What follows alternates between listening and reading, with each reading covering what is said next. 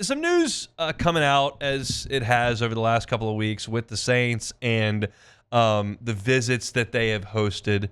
And one of those was an SEC product, and one that certainly I hadn't thought of, and certainly not one that you're going to see the Saints take in the first or second round, but somebody potentially in later rounds, and that's Isaac TeSlaa from Arkansas. Isaac TeSlaa is a great college football story. He played 3 years at Hillsdale College.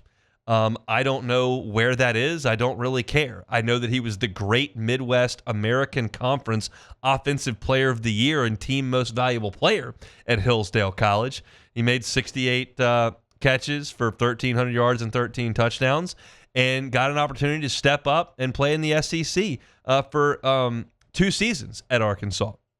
And he was productive in 2023. He started all 12 games, and he played in a pretty poor offense that got a lot of people fired, but he had 34 catches for 350 yards.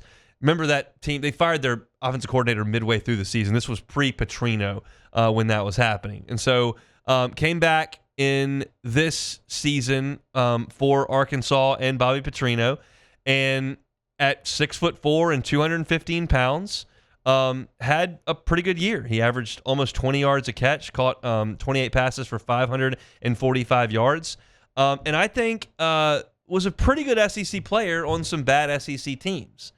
And I think more so than just speaking about Isaac TeSlaa, who I've told you about here, and I think would be a fine pick for the Saints late in the draft.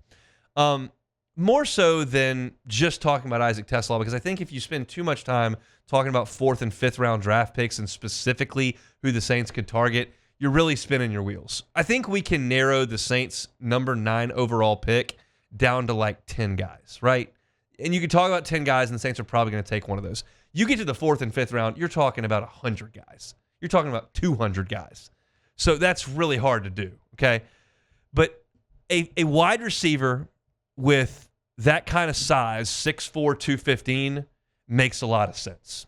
Because you look at Chris Olave, and while I think he's a legitimate 1,000-yard wide receiver when healthy, he's not a big physical presence. You look at Rashid Shaheed, really serves a purpose in an offense, can go down the field, stretch the field. We've seen him make game-winning plays with his speed. Yeah, that's great. But you don't have the big physical body. And you thought the Saints may address that in free agency, and instead they signed Brandon Cooks, who does the exact same thing as those two guys, which was not a good signing.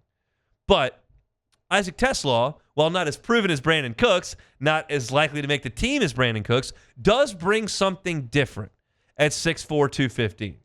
He's played a ton of college football.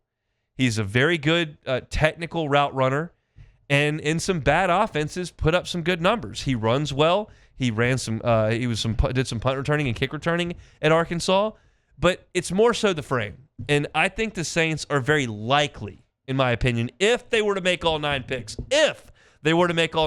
which at this point, what are the odds of that? They're not very good. But maybe they make 8 picks. They trade one of them to move up. Let's just be optimistic that that's all the Saints do. If they make 8 picks, I feel like there's a likelihood that one of those 8 picks is a wide receiver that stands 6'4" or 6'5". And that is, I think, a key piece to what they're trying to do. I loved the line that Joe Sloan gave from LSU, and you've heard this from other folks. Your wide receiver group should look like a basketball team. It should look different. You should have some guys that are 6'5", some guys that are maybe 5'11", some guys that run in the 4.3s, maybe some guys that are a little bit taller that don't run as quickly, some guys that are big and physical, some guys that are more slight and can get up the field and are difficult to stay in front of. That's the mark of a good receiving core. And right now, the Saints look a little bit too one-dimensional. They look a little bit like a group that has a lot of 6-foot guys that weigh 195 pounds and that run pretty well. You need some variance. And I'm not telling you that Isaac TeSlaa is the answer to all the Saints' issues, but I'm telling you that someone like him could be an answer to some of the Saints' issues, right? And you've got to – there's a lot of stuff to patch up. We talk about this constantly. There's a lot of stuff that you've got to patch up. but the Saints need to take some time to make that pick. And maybe it's Ted McMillan in the first round. And I would love that pick. If the Saints took him at 9, I think that would be awesome because he's big and physical. He's also a freak of nature athletically. I think that's awesome. I think he has a chance to be your number 1 receiver quickly, especially considering what Chris Olave has gone through. But I don't have an issue with the big physical receiver becoming your 3rd option in the 5th or 6th or 7th round or as an undrafted free agent, as long as you use him properly. And I think that the Saints, I trust Kellen Moore to put that kind of stuff together. I mean, look at the wide receivers that you had in Philly with A.J. Brown and Devontae Smith. That's a perfect categorization of how different 2 guys can be. Now, those 2 guys were stars in college and were early picks in the NFL draft. Isaac TeSlaa is not that. But it's just more in terms of the body sizes and the styles of play that contrast and make for matchup advantages here or there. And I think that's good. So do I think Isaac TeSlaa in the 5th round would be a good pick? I do.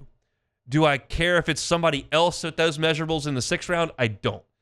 We're opening with Isaac TeSlaa because the Saints brought him in for a visit. The point of the discussion is really just make sure that it's somebody that does something a little bit different. You've got to stay healthy at wide receiver. Certainly coming off of huge injuries here, Chris Olave and Rashid Shaheed are question marks because of that. But if you can stay healthy and add one more piece to that wide receiver puzzle, assuming that you're going to keep Brandon Cooks around as well, I think that you're starting to look functional at wide receiver. You got a lot of work to do some places.